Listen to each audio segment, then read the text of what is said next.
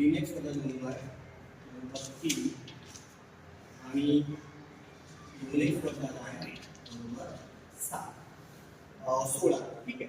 आता हे गणित आपल्याला त्याकडे बघूया. आता माझ्याकडे बघा, तुम्हाला लिंक करणार ग्रॅमरच्या पद्धतीने सोडवा. 3 मार्काला परीक्षेला नेमली आहे. ठीक आहे.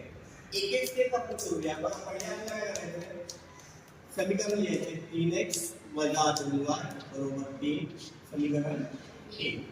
नंतर 2x + y बरोबर 16 समीकरण 2. काय केलं, समीकरण एकाखालोखाल लिहून घे.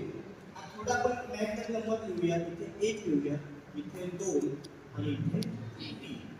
आपल्याला आधी डीची किंमत काढायची. डी काढण्यासाठी आपण लिहूया 12. ठीक आहे. याच्या संख्या बरोबर त्याच्या खाली काय संख्या आहे, 3 आणि 2. म्हणजे 3 आणि 2 च्या खाली काय संख्या आहे, -2 आणि 1. समजलं. डी कसा तयार केलाय समजलं. आता तुला समजलं. 1 च्या खालच्या संख्या 3 आणि 2, 2 च्या खालची संख्या -2 आणि 1. इथे काही नाही म्हणजे इथे 1 आणि 1. आता मला सांगा बरं सोडवणं कसं आहे. या दोघांचा गुणाकार 3 गुणिले 1 मधलं चिन्ह वजा. या दोघांचा गुणाकार ब्रॅकेटमध्ये गुणिले आता गुणाकार 3 1 वजा वजा गुणिले म्हणजे डी किती आला आपला 6. सगळ्याला समजलं आपण डी कसा काढला. मग असे काही आपण केले तर आपण ते समजलं एकत्र डी आला. पुढे आपल्याला काढायचं dx. पुन्हा आपण निश्चय करूया. dx साठी घ्यायचं मला 32. काय घ्यायचंय 3 च्या खालच्या संख्या काय आहे बघा 3 आणि 2 च्या खालच्या संख्या काय आहे बघा -2. पुन्हा 30 पद्धत. ह्या दोघांचा गुणाकार 3 गुणिले मधलं चिन्ह वजा आणि या दोघांचा गुणाकार म्हणजे -2 गुणिले 16. 3 वजा वजा 16 गुणिले 32 यांची बेरीज येते 35. म्हणजे आपला dx किती आला, d ची किंमत 7 आली, dx किती आला 35. इतकं समजलं.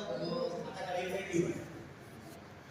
dy बरोबर संख्या घ्यायच्या 3 ला, d ला 12, dx ला 32 आणि dy ला 13. पुन्हा तेच 1 च्या खालच्या संख्या 3 च्या खालच्या संख्या 2. या दोघांचा गुणाकार 3 गुणिले 16 वजा या दोघांचा गुणाकार 3 गुणिले 2.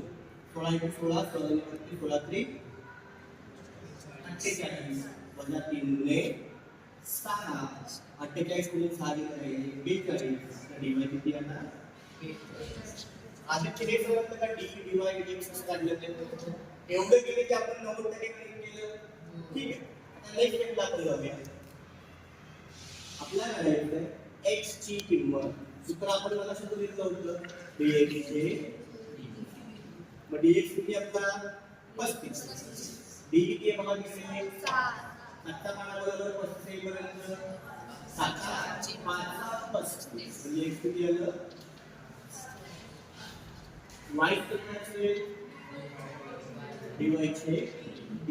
dy किती आलं आपलं d किती आहे 7 बरोबर 42 पर्यंत 742 म्हणजे y किती आलं 6. अशा प्रकारे आपल्याला टोटल किंवा म्हणून किती आलं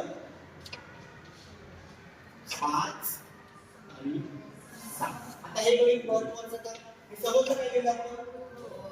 आता मला सांगा हे गणित महत्त्वाचं का करायला. आपण एक मार्काला हे गणित केलं चेक करा बरोबर. आपण एक मार्काला हे गणित केलं बरोबर. आणि आपण जर या 2 गोष्टींमध्ये 2 मार्काला परीक्षेला येते म्हणजे एकाच गणितामध्ये तुम्हाला 1 मार्काचं गणित मिळतंय, 2 मार्काचं गणित मिळतंय आणि 1 मार्काचं गणित मिळतंय.